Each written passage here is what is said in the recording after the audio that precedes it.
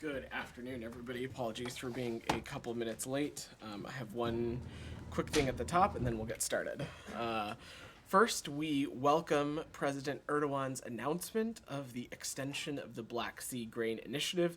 As we've said before, we strongly support the UN's and Turkey's efforts on the deal, which keeps global food and grain prices low. But, as Secretary Blinken has previously said, we should not need to remind Moscow every few weeks to keep their promises and to stop using people's hunger as a weapon in their war against Ukraine. We should not need to remind Russia to stop obstructing inspections to allow grain to flow to vulnerable people who need it.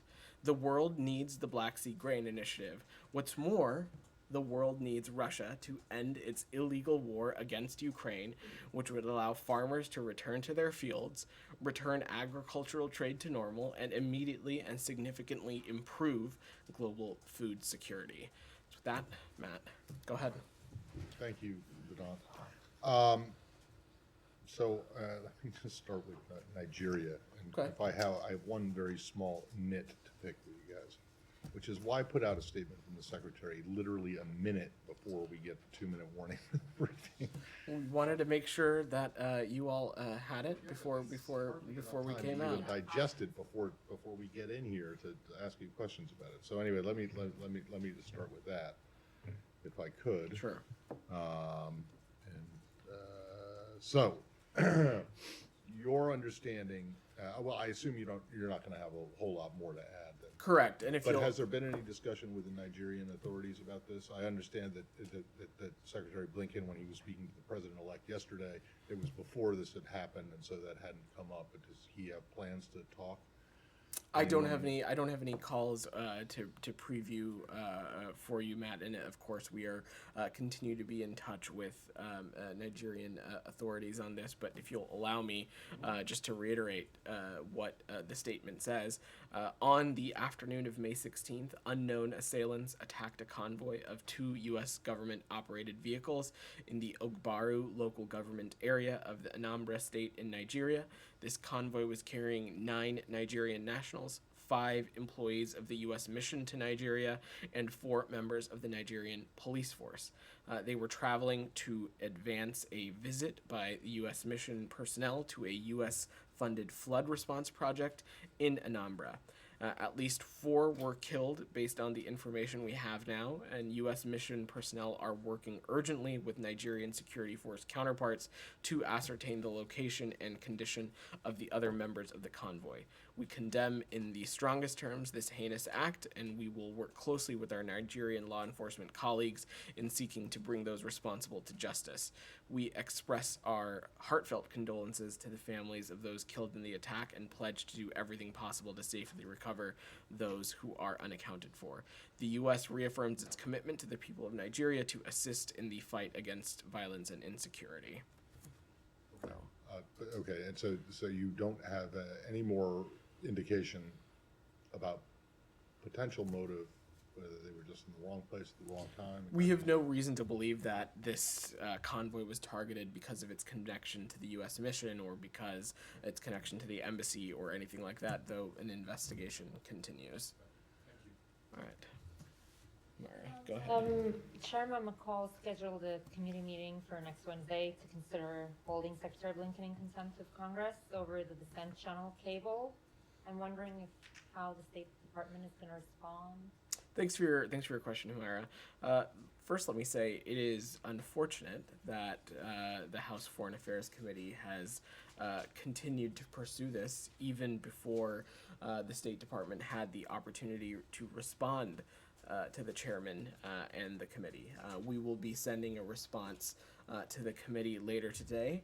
And as you know, we continue to engage with the committee and discuss accommodations on the request for this information. To take a step back, we believe that we have provided sufficient information through our classified briefing, through the written summary, and we believe that these efforts already should have and would satisfy their request for information.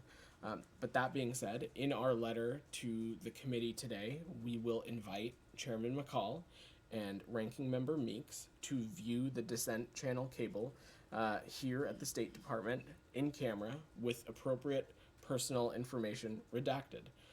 Chairman McCall himself has said that this is what he is interested in, and so it is our sincere hope that our offer here will sufficiently satisfy their request for information.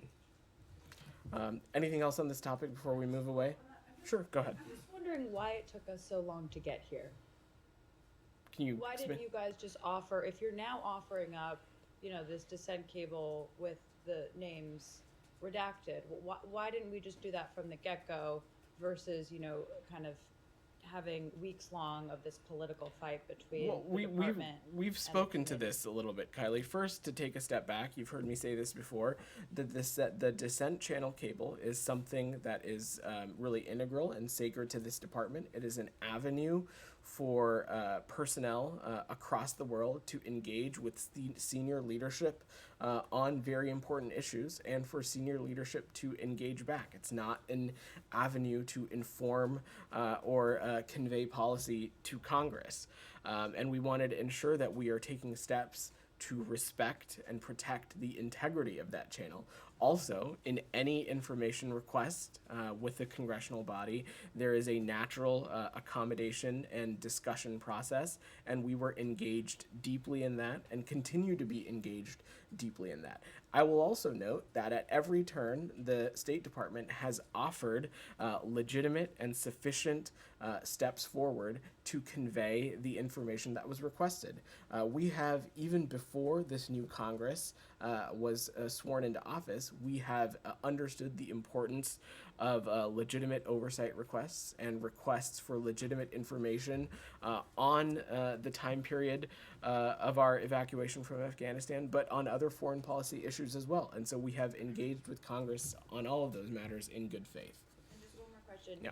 The concerns that you guys have stated have pointed to, the sanctity of the dissent cable channel in this building and, not wanting to disrupt that.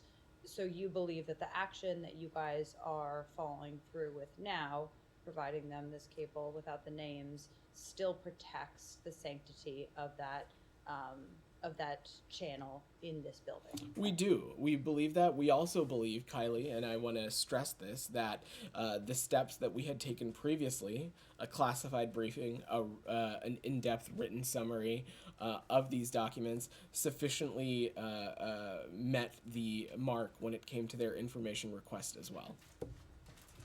Anything else on this before we move away? One more thing on this, and that is, Chairman McCall also wants to see Secretary's response to the dissent cable. Is that included in this offer, or have you guys already turned that over because it is not protected in the same way as the? I'll have to check on the specifics on that, Matt, but we can get back to you on that piece. Anything else on this before we move away? Go ahead, Saeed. Thank you. I have a couple of questions on the Palestinian issue and one question on Syria. Sure. There's apparently very severe restrictions imposed by the Israeli Foreign Ministry on the entry of foreign nationals, including Palestinians. And, per the reform that was introduced back in 2022, I know that you talked from behind this podium on this issue before, but is this something that you raised with the Israelis while discussing the waiver issue? Of course, Said. We engage with the Israelis on a number of issues, including this one, and we engage with them on these procedures that I know you've asked me about before that were unveiled, I believe, in the fall, that, as you know, impact the entry, the study, and the work and residence of potentially thousands of people to and in the West Bank. Our view is that we seek equal treatment and freedom of travel for all U.S. citizens, regardless of national origin, religion, or ethnicity, including, of course, Palestinian Americans seeking to enter or transit through Israel. And we fully expect the government of Israel to ensure transparency as well as fair and equal treatment for other foreign nationals traveling to and in the West Bank. Thank you. I know I asked you about the march yesterday, Mm-hmm. but you know, in view of what the Prime Minister said apparently in a TV interview a couple of days ago, that, you know, they will continue the assassination, and, you know, I mean, he said those words, and that we will assassinate anyone who disrupts the march and so on. I mean, it is really a very volatile issue. Are you more concerned today than you were yesterday? I've not seen those comments specifically, Saeed, so I'm not going to comment on those themselves. But what I will say generally is that you heard me say this yesterday. We are urging all parties to maintain calm, to exercise restraint, and to refrain from actions or activities or rhetoric that would escalate tensions. And lastly, let me ask you on Syria, if I may. Sure. Okay. There were reports that the U.S. And Syria are engaged in some sort of negotiation in Oman. First, is this true? Can you confirm that? And these talks are ongoing. They took place in the past. And what was the nature of these talks? What did they include? Let me say a couple things to that, Saeed. As you've heard me say before, the U.S. is willing to engage with anyone who can help secure progress toward the release of U.S. nationals. In order to protect any avenues of progress, I'm not going to get into specific details, but broadly speaking, we are engaging extensively across the board to try and get Austin Tice home, and we have pursued every channel we can to seek his safe return to his family, and will continue to do so.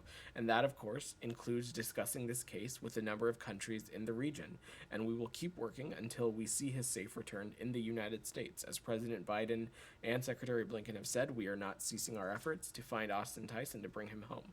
So these talks are ongoing now? I'm just not going to get into further specifics, Said. Let me get to Michelle, then I'll come to you, Alex. Go ahead. Go ahead, Michelle. Now it's confirmed that President Assad will attend the Arab Summit after tomorrow in Jeddah. What's your reaction to that, and how do you feel about that? Well, Michelle, you saw the Secretary speak to this last week when he was standing with his counterpart, Foreign Secretary Cleverly. I'll just echo his words. We do not believe that Syria merits readmission to the Arab League. And it's a point that we have raised directly with our regional partners, with our partners in the Arab world. But ultimately, these are their own decisions that they'll make. But our position is clear. We are not going to normalize relations with the Assad regime, and we certainly don't support others doing that as well. That being said, we know that we share a lot of the same goals as our Arab partners. And while the ways of going about to do that may differ, our objectives remain the same, and that is finding a resolution to this crisis in a way that is consistent with UN Security Council Resolution 2254, expanding humanitarian access to all Syrians, building the security and stability and infrastructure needed to ensure that ISIS cannot resurge in the region, creating the appropriate conditions required for the eventual refugee returns, as well as countering Captagon trafficking taking place in Syria, as well as steps that can be taken to reduce the malign influence from the Iranian regime. We are aligned with our Arab partners on all of these things, and will continue to work those lines of efforts. The ways in which we go about them may differ, but our objectives are aligned. I have two more. One on Russia and Iran, Sure. who signed the Israel deal today for corridor intended to rival Suez Canal and prevent sanctions. How do you view this project?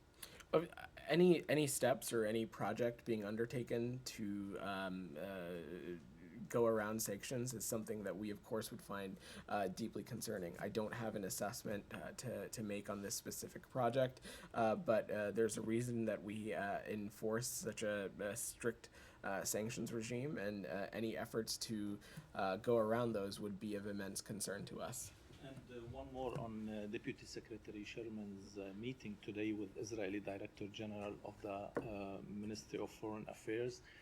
Did they discuss expanding the Abraham Accords, and are you hopeful that you will be able to expand these accords? I don't have any specifics about the meeting to share right now. Of course, though we talk with our Israeli partners on a number of issues, we know that normalization is something that is not just important to us, it's important to our Israeli partners.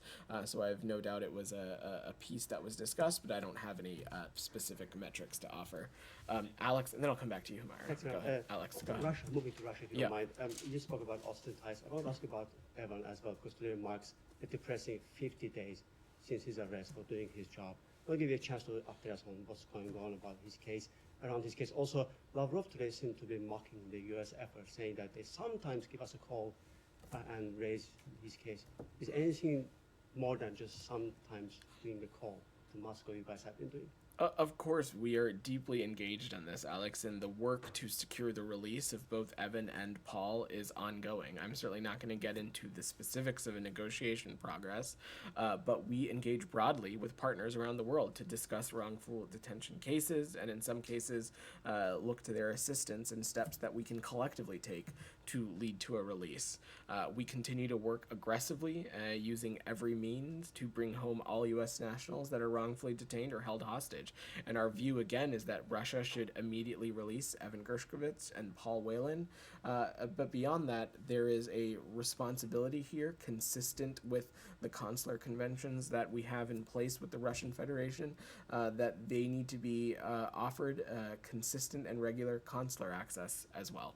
Yesterday, the Secretary did not rule out designating Russia as a state sponsor of terrorism. I'm just wondering if there's any serious effort going on in this building beyond what the Secretary said. I don't have any updates on those, on any policy designation, Alex. As you've heard us say before, the work to specifically designate a country is a robust policy process, and I don't have any updates to offer on that. But of course, there is pretty significant public reporting out there that a specific state sponsor of terror designation for Russia would significantly impact the ability for a number of NGOs and nonprofit organizations to operate in the region. So we, of course, are incredibly mindful of that.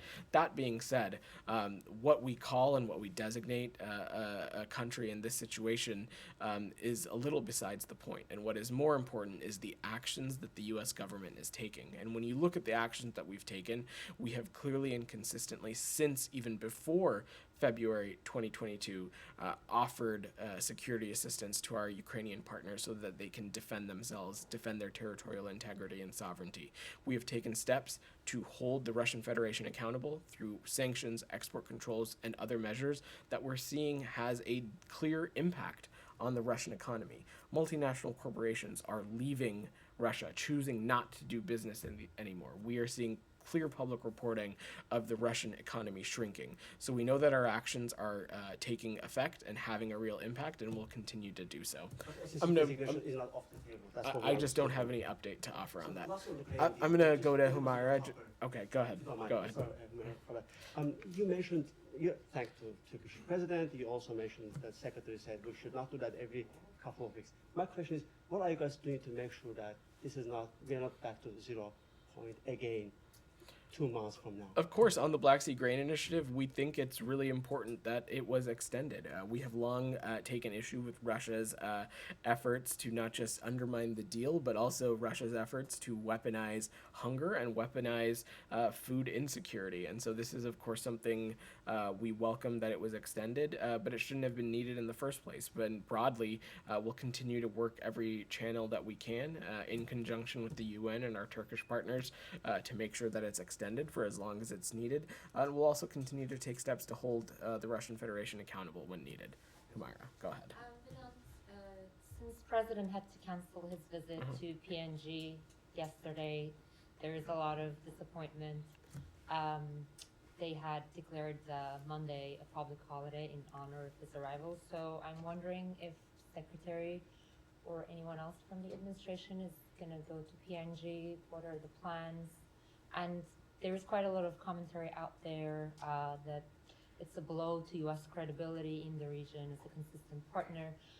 Obviously, the debt ceiling would have global repercussions. But can you talk a little bit about sort of U.S. commitment to the region to offset these concerns? Sure, absolutely. So first, to let me just say, I don't have any additional or follow-on travel to offer in terms of scheduling at this point. But should we have any updates, we of course will let you guys let you all know. On Australia, the president spoke to Prime Minister Albanese yesterday to inform him that he will be postponing his trip. And as you know, he's invited the Prime Minister for an official state visit at a time to be determined. We've also engaged the Prime Minister of Papua New Guinea to inform them as well. But broadly, our commitment to the Pacific Islands and to the Indo-Pacific region broadly endures. And that is why we have had a robust engagement from the department in this part of the world. Undersecretary John Bass in, I believe, 2022 had the opportunity to break ground on a new embassy, not break down, open a new embassy in Port Moresby. And so that is just an example of our continued engagement in the region. I know I don't want to preview or get ahead of any administration travel, but of course I think it's everyone's desire to find a way to get some kind of trip back on the books, but I'm certainly not going to preview or get ahead of the process. So who spoke to the Papua New Guineans? I don't have a specific call sheet for you, Matt, but the administration has been in touch with the Prime Minister of Papua New Guinea to inform them of the scheduling Called channels. the Australian Prime Minister. Who did the PNG Prime Minister get to talk to? I'm happy to check for you, Matt, to see if there's a specific a person. But again, I think it's important to note that There's not a specific person? It was like a group thing? it's important to note, Matt, that revitalizing and reinvigorating our alliances and advancing our partnerships with groups like the Quad, with the Pacific Islands. Visit to Australia, and he calls the Australian Prime Minister, but he's also going to cancel a visit, which was going to be a historic visit that you guys all said to Papua New Guinea. And you can't tell us whether the president called the prime minister personally or not. What I Then will that's, say you know, this, Matt, is that we look forward to finding other ways to engage with Australia, the Quad, Papua New Guinea, and the leaders of Pacific Island very soon, and we hope to have more. But our commitment to the region endures. I know you are no stranger to our work there.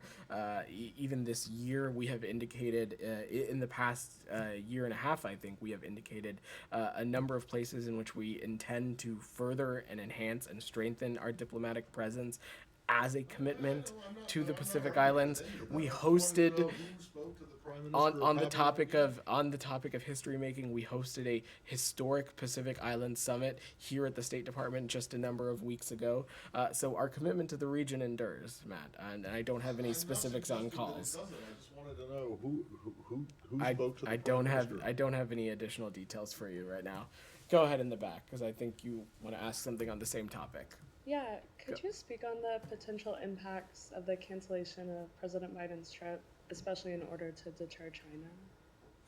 Again, I think I will just reiterate what I said just here. While a trip, I know it would have been everyone's desire for the trip to continue on in its original format. Sometimes there are external factors out of our control. But that being said, our commitment to the Quad, our commitment to our Australian partners, our commitment to the Pacific Island, all those things do not change, and we're very much looking forward to ways in which we can deepen those partnerships, strengthen those alliances going forward through visits and other mechanisms. But I would point you no further than the work that this department and this administration has already done through its foreign policy, through its diplomacy, in the time we've already had to strengthen our partnerships and our presence in the Indo-Pacific and Pacific Island region broadly. Okay. Anything else on this before we move away? Okay, go ahead. Thank you very much. Yeah. I've got a question about Germany. Uh-huh. What happened this morning? This morning at the Krakow Forum, police raided the house of two Turkish journalists and arrested them in front of their wives and children, even confiscated their laptops, phones, even towed their car. And, I also know them personally from back when I was working there. This took place in Germany, an EU member and a NATO ally. It's just an awful intimidation and treatment of journalists, would you not say? I don't know the specifics of this case, so I'm just not going to comment on it. You don't know the specifics of many cases when it's the press freedom, but like you basically don't have anything to say. I reject the premise of your question. When we do not have information sufficiently about any specific case, we don't comment on them. And so this is an issue. I'd let you speak to local German law enforcement. They can speak to more about this. I'm not familiar with this case. I don't have anything to offer on that. Broadly, of course, the treatment of journalists and press freedom is something that many in this department, including the secretary, have spoken quite clearly about, but I have nothing additional to add on this. Go ahead, Olivia. Back on Nigeria, is Yeah. the visit to the flood response project that was mentioned in the secretary's statement, is that proceeding as planned or is that off? I'm just curious if there are measures being taken to limit the U.S. mission's exposure at this stage, or are sort of security protocols and practices staying more or less the same? I'm not going to get into the specifics about the embassy's forthcoming planning, but what I will just note is that our mission in Nigeria has a robust travel planning process and procedures in place. Of course, after this concludes, the response to this incident will take a look at those procedures and ensure that they remain appropriate. But I will also just note that U.S. mission personnel made multiple trips to the state in recent months and experienced no security incidents. And at the time that the decision was made to travel there for this advance route, there were no known threats to the U.S. mission in Nigeria at the time. Understanding unknown assailants, unknown motive, Yeah. No indications that American or an American link was targeted. Has that been ruled out, or it's still part of the I think, investigation? as I said in speaking to Matt's question, the investigation is ongoing, but again, we have no reason to believe at this time that this took place because of the affiliation to the U.S. mission in Nigeria.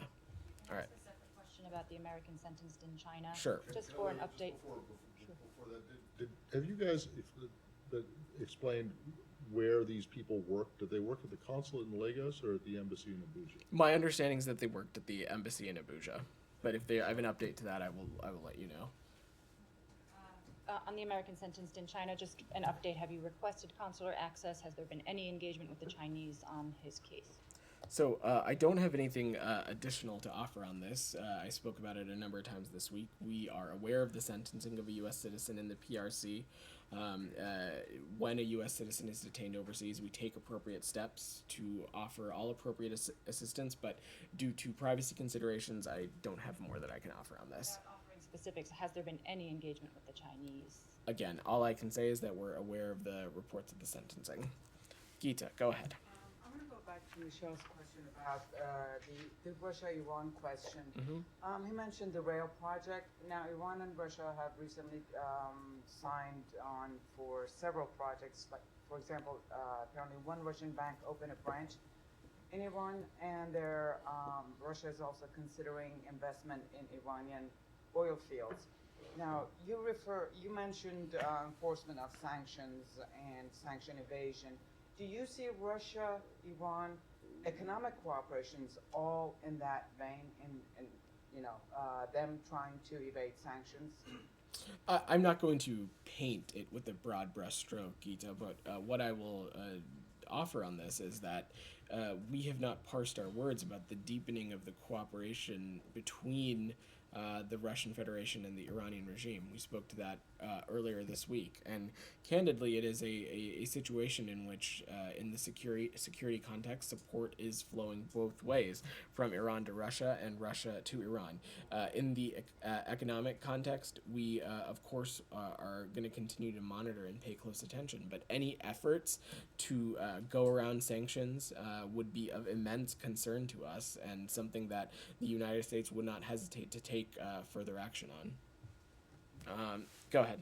A U.S. official told Wall Street Journal that the drone strike that killed a U.S. contractor and wounded several U.S. personnel in Syria on March 23rd was launched by Iranian-backed groups in Iraq. Can you confirm that this attack was conducted by the Iranian-backed militia in Iraq, and if so, will there be any response or action against these groups?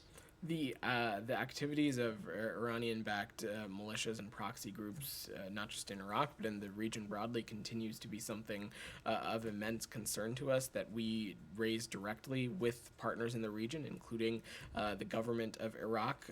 But specifically on this, I don't have anything to offer from here. I will let my colleagues from the Department of Defense speak to that. What I will just note is that this administration has not hesitated to take steps to ensure that our personnel are kept safe, but I don't have anything else to offer on that. Is there anything that put you in a position that not to pursue or to following the groups in Iraq that making threats on U.S. personnel? I just don't have any other assessments to offer on this from here. Yeah. The Kurdistan region of Iraq is scheduled to have an election later this year, which they should have last year. But there are still many disputes between the political parties, and the dispute is mainly on the minority position in the parliament, which they have 11 seats. Then the question is that, have you touched this issue with the Kurdish political leaders? And second, will there be any engagement or encouragement to this matter? Well, we commend Kurdish parties for coming together to resolve issues through dialogue, Iraq in general and the Iraqi Kurdistan region in particular. These steps are benefited when its leaders are focused on the needs of the people, and we encourage them to build on the momentum. We welcome the efforts by the parties to reach an agreement on holding Iraqi Kurdistan parliament elections later this year. Go ahead. Yeah. The latest DPRK state media report, North Korea military spy satellite #1 is ready for loading. Do you have any indication that North Korea would launch that spy satellite in imminent future, as well as its 7th nuclear test? And are you preparing any strong response to its launching, including additional sanctions? Well, any DPRK launch that uses ballistic missile technology would also include SLVs used to launch a satellite into space, and that would violate multiple UN Security Council resolutions. We have been very clear that we urge the DPRK to refrain from further threatening activity and call on Pyongyang to engage in serious and sustained diplomacy. We've also been very clear about our unwavering commitment to the denuclearization of the Korean Peninsula, as well as seeking dialogue with Pyongyang without preconditions. In terms of actions, we of course continue to have a number of tools at our disposal to hold the DPRK accountable. You have seen us take those steps, and we will continue to do so. In the back, go ahead. Yes, members of the Select Committee on the Chinese Communist Party are going to visit the UK tomorrow to work with members of Parliament on hashing out a China strategy. Has the State Department been coordinating with the Select Committee on that visit, and does the administration have any hopes that the UK might still embrace de-risking over engagement with China? Sorry, I missed the first part of your question. If you could repeat Members that. of the Select Committee on the Chinese Communist Party are going to the UK tomorrow to work with members of Parliament on hashing out a China strategy between the two nations. I was wondering if the State Department has been involved in coordinating any of that trip. I will let the Select Committee speak to their own travels, but broadly, we have a China strategy. Of course, Congress plays an important role in that piece, but as it relates to our British partners, you've heard the Secretary speak quite clearly about this. Even you all heard from Foreign Secretary Cleverly last week. Between the United States and our European partners, including the United Kingdom, there continues to be immense convergence on the challenge faced by the PRC, and a key aspect of our strategy is to continue to engage, invest, and align with our allies and partners, and of course, a big piece of that would be the United Kingdom. Go ahead. I had a question about Somalia. Uh-huh. The government there is in the midst of an offensive to eliminate al-Shabaab. If they're successful, what's the State Department's plan to support stability there? Well, we remain committed to working with the people and government of Somalia to improve the security condition, to respond to humanitarian needs, support economic growth. A big piece of that is, of course, deepening and strengthening our security partnership to further degrade al-Shabaab, but I don't have any thing to speculate or preview from here. Abby, go ahead. A couple follow-up questions on Nigeria. Sure. The Secretary's statement says that the U.S. mission is working with the local government to ascertain the whereabouts of those who are unaccounted for. Are the remaining 5, is that the number that are unaccounted for from the convoy? That is correct. Yeah. And the statement didn't say how many of the 4 who were killed were U.S. consulate employees. It had been reported that that was 2. Is that accurate? So that is information that we are still trying to ascertain, which is why I don't have any additional information on that. Yeah. Go ahead. I just have one clarifying question on the descent cable. Yeah. You said that state is going to allow Congressman McCall and Meeks to review that cable in camera at State Department. Will you also allow any staffers from that committee to review it, or just the 2 top members of the committee? I believe our communication to them, which will be going later today, will be to Chairman McCall and Ranking Member Meeks for them to come and view the cable in camera. Okay, and then separate topic. Britain and the Netherlands are working on a group to essentially figure out ways to get F-16s to Ukraine.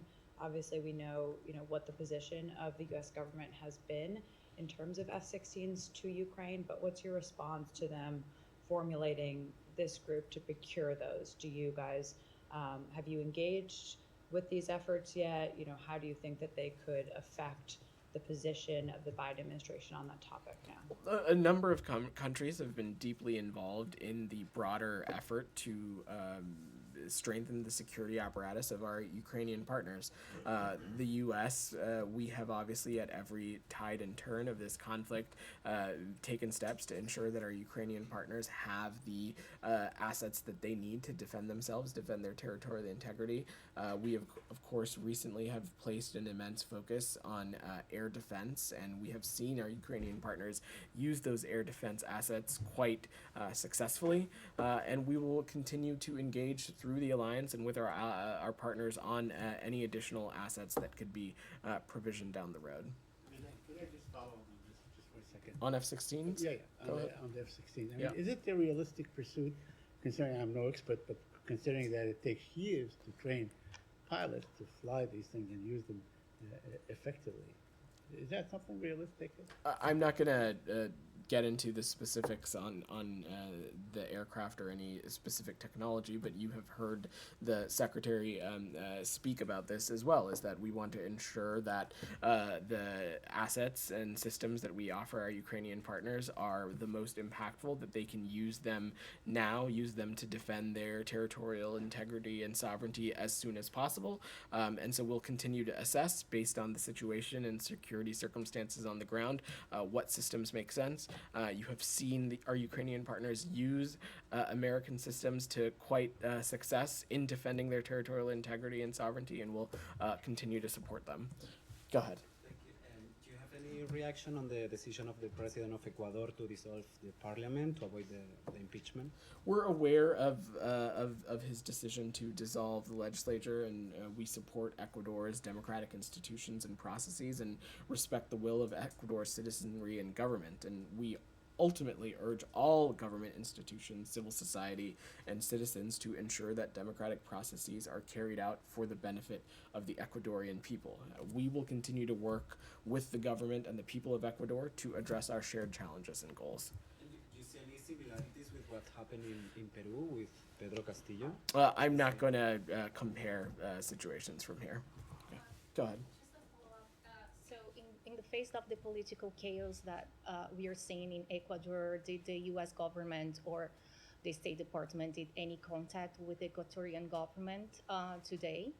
So I will say that our bilateral relationship with the government of Ecuador and the Ecuadorian people remains strong. Ecuador remains a strong partner, and cooperation between the U.S. and Ecuador continues to expand and deepen in a number of areas, including security, addressing migration hemispherically, counter-narcotics, and other areas as well.